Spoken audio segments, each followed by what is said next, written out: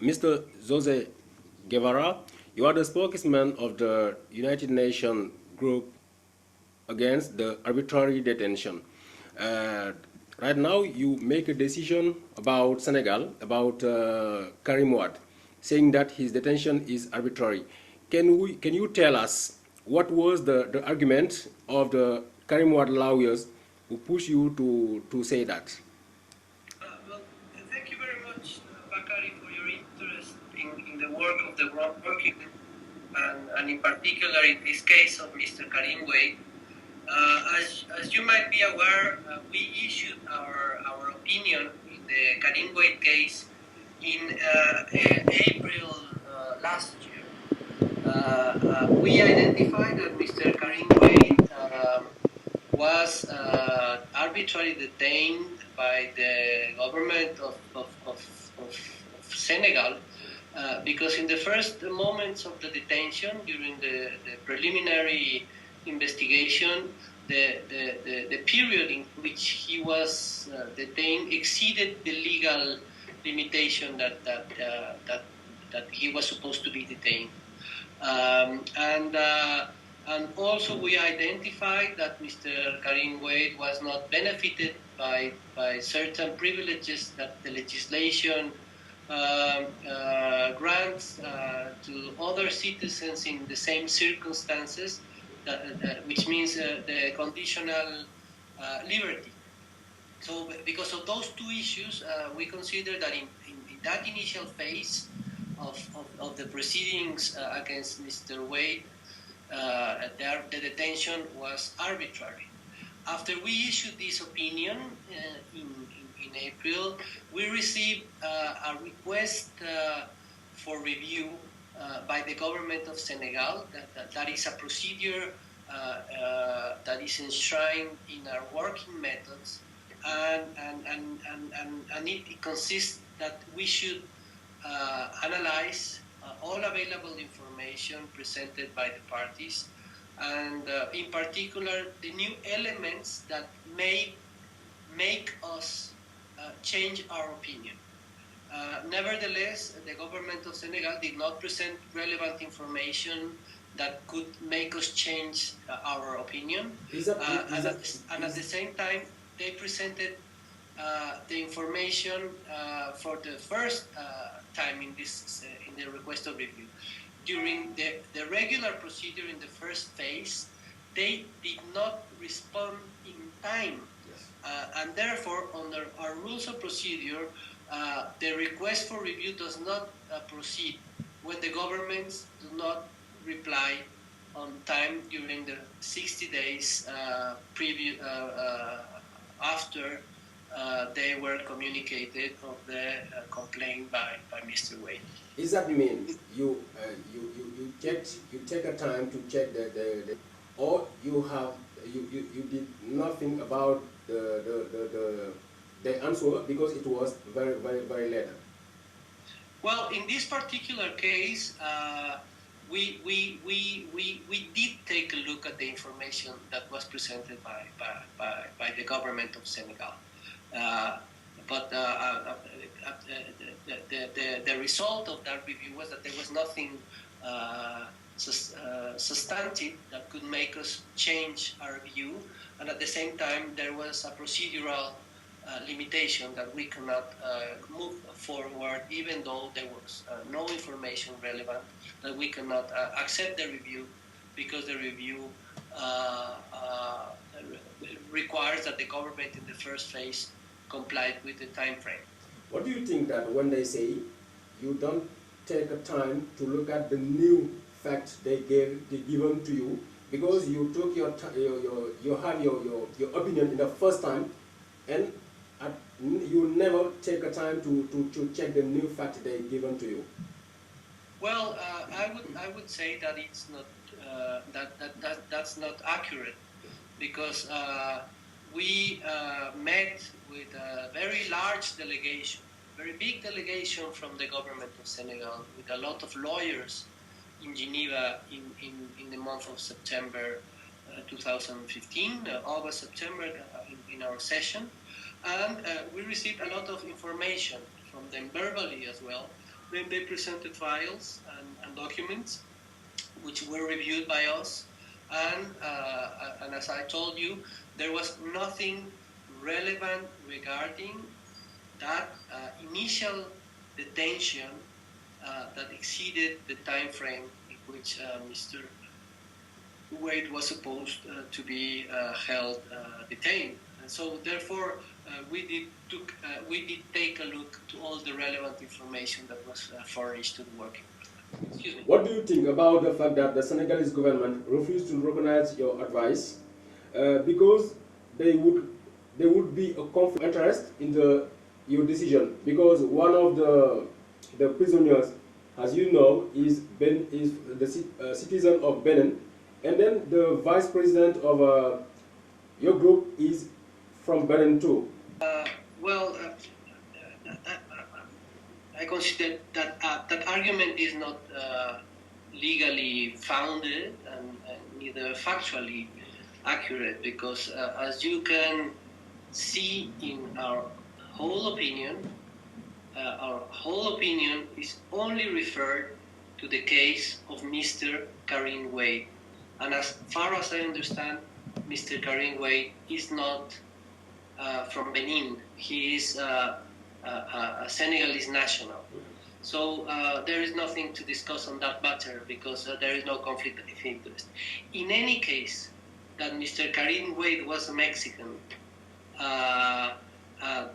under our code of conduct, there is no such a conflict of interest. The only reason, legal reason, that we can identify a conflict of interest is when the state concerned is of the nationality of one of the members of the working group. For example, and maybe you are aware in our methods of work, when there is a case of a Mexican arbitrary detention in which the authorities are Mexican, we only have the legal conflict of interest within our methods of work and the code of conduct when there's a case in which the authorities are of the same nationality of the members of the working group. So when there's a case of a Mexican arbitrary detention or presumed arbitrary detention, I have to leave the room, and I do not participate neither formally nor informally in the discussions and the merit of a case in which the government of Mexico is involved. But they say that releasing Karim Wade would have an implication on all of the group which is right now under detention. So that means the conflict of the interest conflict will become when they release Karim Wade, they should realize the other guys at bottom. Well, that happens, not the conflict of interest, but when there is a practice of arbitrary detention. I don't know if that is the case, but when there is a resolution that benefits an individual in the context of a practice of human rights violations, normally the effect that it produces is that other persons that are under the same circumstances can allege that they were also arbitrarily detained. But the merits of this case, we have to be very, very clear. Legally speaking, is only the arbitrary detention of one person, which name is Karim Wade. So other speculations and wide interpretations in order to politicize our... What would be the consequences if the Senegalese government refused to submit your advice? As you know, the human rights mechanisms from the United Nations have different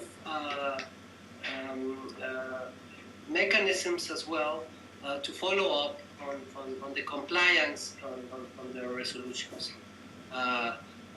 One of the forms which our advices, our opinions are enforced is through the Human Rights Council.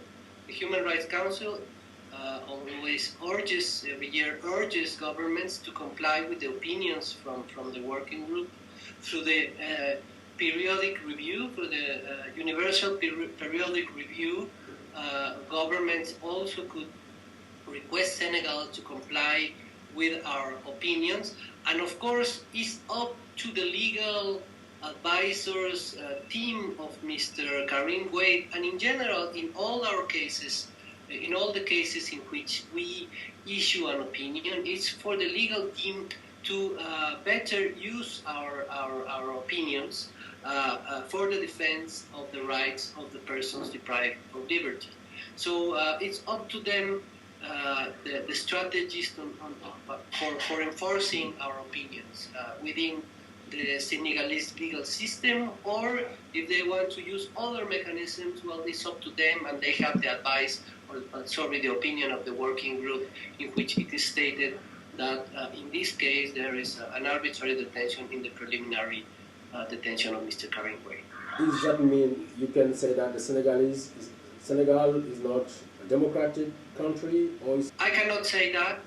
I cannot qualify the nature of democracies in the world as a member of the working group.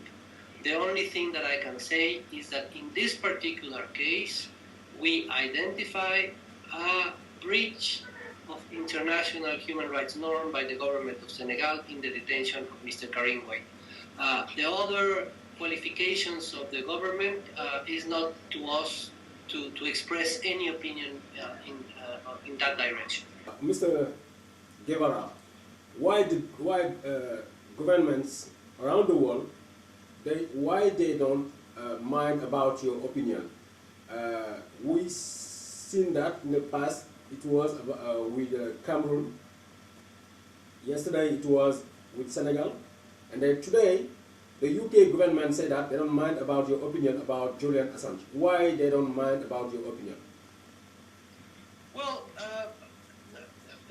I'm very glad, or happy that you identified this pattern that is not exclusive for certain countries in certain regions.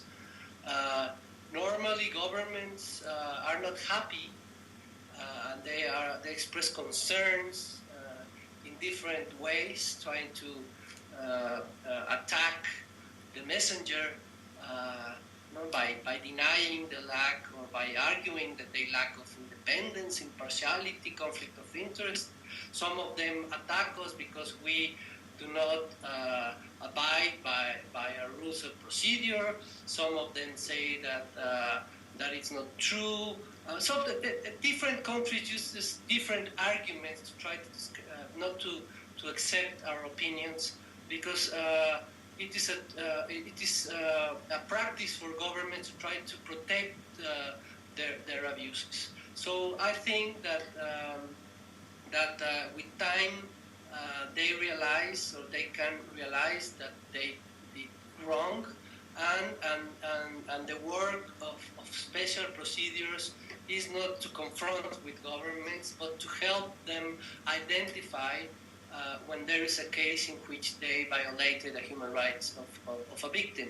So it's in their own interest to comply with our opinions, because that will show their commitment, genuine commitment to international human rights obligations, and in all cases, not just using international mechanisms to evidence that other governments or other countries do not comply with human rights obligations. So it's in their own interest to express their willingness to comply, and it's better for them to be concerned on how to comply and how not to repeat this kind of abuses, rather than not disqualifying the work of the working group or their members. We see that Thierry Michel Atangana is free right now. Julian Assange is free, but Karim Wade is in jail. Is that mean you just can give your advice, and if the government they don't follow your advice, you have nothing to do, you have no army, you have no forces, you have nothing, you just can stay here and see what happened? What do you think about this, the fact that you can do nothing to help them to get out the prisons? Well, for us, most of our work has already been done. We did the analysis, and our mandate is to do the analysis of if a detention is arbitrary or not. So now it's up to the government to comply. Now it's up to the legal defense team to use as best as they consider our opinion to try to help the victim, in this case Mr. Karim Wade, for all the legal matters that in which he might be involved. So we feel very strong on that. We did was abide by the rules, applicable rules, not only by our rules of procedure, but by international human rights law.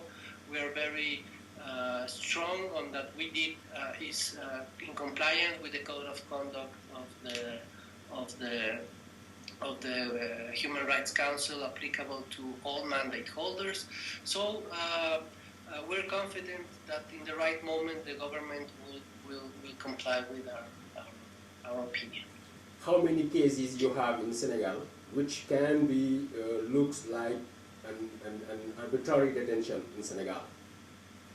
Well, I don't have the exact information right now or an approximate number on the cases of Senegal because we will be discussing our docket of cases in the month of April.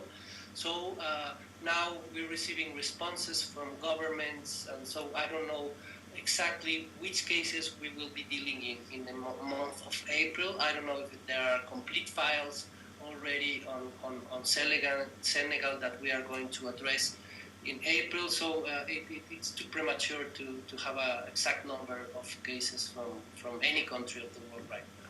Without Cherry Michel Atangana in Cameroon, Julian Assange in the UK, and then Julian Assange in UK, and then Karim Wade in Senegal, how many cases you have right now which can be looks like an arbitrary detention? Well, we have 3 sessions a year in which we discuss and approve opinions. Some of them we determine that it's an arbitrary detention. Some of them we don't consider that the person was arbitrarily detained. Normally, we approve between 20 and 25 cases each session. So a year normally is between 60 and 65 more or less cases that we approve, and there's an important number of them in which the detention is arbitrary. Thanks a lot, Mr. Guevara. Thank you very much.